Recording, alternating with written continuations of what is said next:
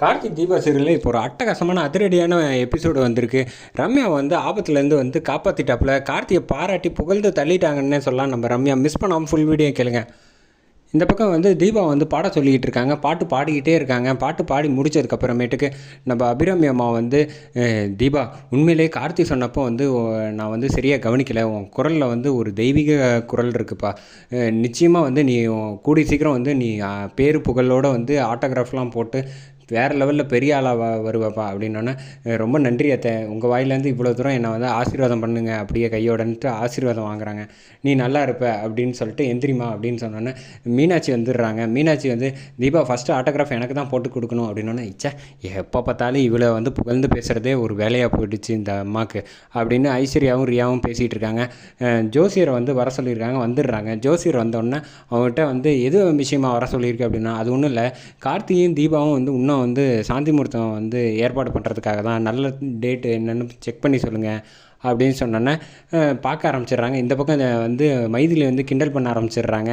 ஏன் நடக்கட்டும் நடக்கட்டும் அப்படின்னு சொன்னோன்னே, ஏன்க்கா பேசாமல் கொஞ்சம் நேரம் இருங்க, அத்தை பக்கத்தில் இருக்காங்க அப்படின்னு சொல்லிட்டு பார்த்துட்டு, இன்றைக்கே தேதி நல்ல தேதியாக இருக்குது, அதனால் வந்து இன்றைக்கே சாந்தி முகூர்த்தம் வச்சுக்கலாம் அப்படின்னு சொன்னோன்னே சரி வந்துட்டு அவங்களுக்கு தட்சணை கொடுத்து அனுப்பி விட்டுறாங்க.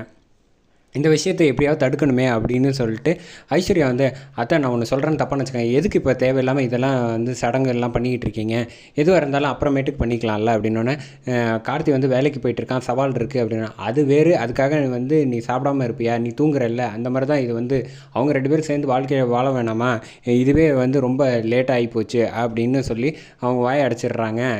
இந்த பக்கம் வந்து வெளியில் வாசலில் நின்றுட்டுருக்க வந்து கரெக்டாக வந்து மீனாட்சியை கூப்பிட்றாங்க. இந்த விஷயம்லாம் வந்து கரெக்டாக நீ தான் செய்வேம்மா, நீயே எடுத்து பண்ணிக்கிடு அப்படின்னோடனே, நானும் கூட ஒத்தாசைக்கு மைதிலி வந்து சொல்லிடுறாங்க, கவலைப்படாதீங்கம்மா, எல்லாம் தேவையானது எல்லாம் ரெடி பண்ணிடுறேன் அப்படின்னு சொல்லிட்டு அத்தை வந்து கிளம்பி போயிடுறாங்க. போனதுக்கப்புறமேட்டுக்கு இந்த பக்கம் வந்து தீபா வந்து கிண்டல் பண்ண ஆரம்பிச்சிடுறாங்க, நீ நடத்து அப்படின்னோடனே, என்னக்கா இப்படி கிண்டல் பண்ணுறீங்க, ஆமாம் நீ கூட தெரியாமல் தான் முருங்கக்காய் வாங்கினேன்னு நினச்சேன், நீ பிளான் பண்ணி நல்லா ஐடியா பண்ணி தான் வாங்கியிருக்க போல அப்படின்னு இந்த பக்கம் கிண்டல் பண்ணுறாங்க. ஐயோ இனிமேல் வாழ்க்கையில் சத்தியமாக அந்த முருங்கைக்காயை வாங்கவே மாட்டேன், தயவு செஞ்சு என்னை ஓட்டாதீங்க அப்படின்னு சொல்லிட்டு வெக்கப்பட்டு தீபா வந்து போயிடுறாங்க. இந்த பக்கம் வந்து சிரிக்க ஆரம்பிச்சிடுறாங்க.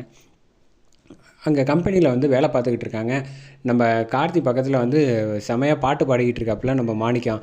பாட்டு பாடிக்கிட்டு இருக்கிறத கேட்டுட்டு, என்னென்ன பாட்டு ரொம்ப இன்ட்ரெஸ்ட்டாக பாடிக்கிட்டு இருக்கீங்க, ஆமாம் எப்போ பார்த்தாலும் வந்து வேலை செஞ்சுக்கிட்டே இருந்தால் போகிறோமா, கொஞ்சம் வந்து வீட்டுக்கு போயிட்டு வருது, ரெஸ்ட் எடுக்கணுன்னா அதெல்லாம் முடிய மாட்டேங்குதே அப்படின்னு சொல்லி வருத்தப்பட்டுருக்காங்க. ஒரு 4 நாள் ஊட்டி கொடைக்கானல் வந்து லீவ் போட்டு ஊட்டிக்கு போயிட்டு வர வேண்டியதானே அப்படின்னா, போகணும்ப்பா எங்கேப்பா நேரம் இருக்குது, குழந்தைங்கள்லாம் பிள்ளை குட்டிங்க எல்லாம் படிக்க வைக்கணும், அதுக்காக சம்பாதிக்கணும்ல, அதனால் லீவ் போட்டால் சரியாகிறானே, அப்பப்போ நம்மளும் சேர்ந்து என்ஜாய் பண்ணிக்க வேண்டியதான் அப்படின்னு சொன்னோன்னே, கரெக்டாக வந்து கார்த்தி வந்து இந்த பக்கம் என்ன மிஷின் எடுத்துகிட்டு போகிறாங்க அப்படின்னா, அது புதுசாக ஸ்பேர் பார்ட்ஸ் வந்து எடுத்துகிட்டு போகிறாங்க அந்த மிஷினுக்கு ஃபிட் பண்ண அப்படின்னோன்னா, கார்த்தி வந்து டக்குன்னு வந்து வந்துடுறாங்க. மேடம் அந்த மிஷினோட இந்த இது வச்சா சரியாக வராது, அதுக்கு வந்து பழைய மிஷின், இது வந்து அப்டேட்டட் வெர்ஷன், அதனால் இதில் வச்சா வந்து ஸ்பார்க் ஆகும் அப்படின்னு சொன்னோன்னே, நீ எனக்கு ஒன்றும் சொல்லாத, இது வந்து வழக்கமாக நாங்கள் இந்த மாதிரி தானே மிஷினுக்கு வச்சுக்கிட்டு இருப்போம், அப்போல்லாம் எந்த பிரச்சனையும் இருந்தது இல்லையே அப்படின்னோடனே, மேடம் நான் சொல்கிறத கொஞ்சம் கேளுங்க, நீ ஒன்றும் எனக்கு சொல்ல தேவைன்னா, இந்த கம்பெனியில் உள்ள எல்லா மெட்டீரியல்ஸு எல்லாமே எனக்கு வந்து ஃபிங்கர் டிப்பில் தெரியும்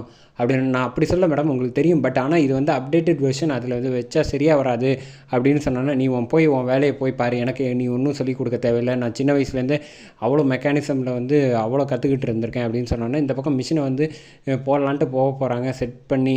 இந்த பக்கம் கார்த்தி வந்து மாணிக்கத்தை சொல்லிகிட்டு இருக்காப்புல, ஆமாம் இது பொண்ணால் நிச்சயமாக வந்து ஸ்பார்க் வருமே அப்படின்னோடனே, வந்தால் வந்துட்டு போகுதுப்பா, நானும் ஒரு மெக்கானிக், நான் தான் சொல்கிறேன்ல அதெல்லாம் ஒன்றும் வராது, மேடம் பார்த்துப்பாங்க அப்படின்னோடனே கரெக்டாக போடுறாங்க, ஸ்பார்க் ஆகுது. இந்த பக்கம் ஒன்றுமே சொல்ல முடியாமல் கத்துறாங்க, யாராவது வந்து ஆஃப் பண்ணுங்கன்னொன்னே கார்த்தி ஓடி வந்து ஆஃப் பண்ணிடுறாங்க.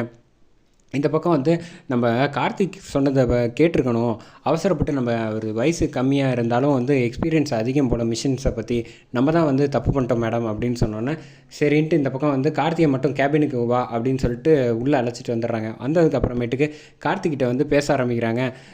கார்த்திக் ஆக்சுவலாக இந்த மாதிரி நடக்கும்னு நான் எதிர்பார்க்கல, இதான் ஃபஸ்ட் டைம் வந்து நடந்திருக்கு அப்படின்னோடனே, மேடம் அதெல்லாம் ஆக்சுவலி வந்து அப்படின்ட்டு டேபிளில் கார்த்தி வச்சுட்டு சீன் கரெக்டாக மாசாக பேச ஆரம்பிக்கிறாங்க. நிப்பாட்டு, இதை வச்சு நீ ஒன்றும் பெரிய ஹீரோ எல்லாம் பில்டப் பண்ணிக்காத, கிளம்பு, இதை பற்றி வெளியில் எங்கேயுமே வாயை திறக்கக்கூடாது, கேன்டீனில் வாயை திறந்தால் வந்து பிச்சு போடுவேன் பிச்சு அப்படின்னு சொல்லிட்டு போயிடுறாங்க. அதுக்கப்புறமேட்டுக்கு வீட்டில் வந்து இந்த பக்கம் வந்து பெட்ரூமில் வந்து அலங்காரம் பண்ணுறதுக்கு ரெடி பண்ணிக்கிட்டு இருக்காங்க. மறுபடியும் வந்து முருங்காய் வச்சு தீபாவை வந்து கிண்டல் பண்ணிகிட்டு இருக்காங்க. அதோட எபிசோடை வந்து அட்டகாசமாக முடிச்சாங்கன்னே சொல்லலாம்.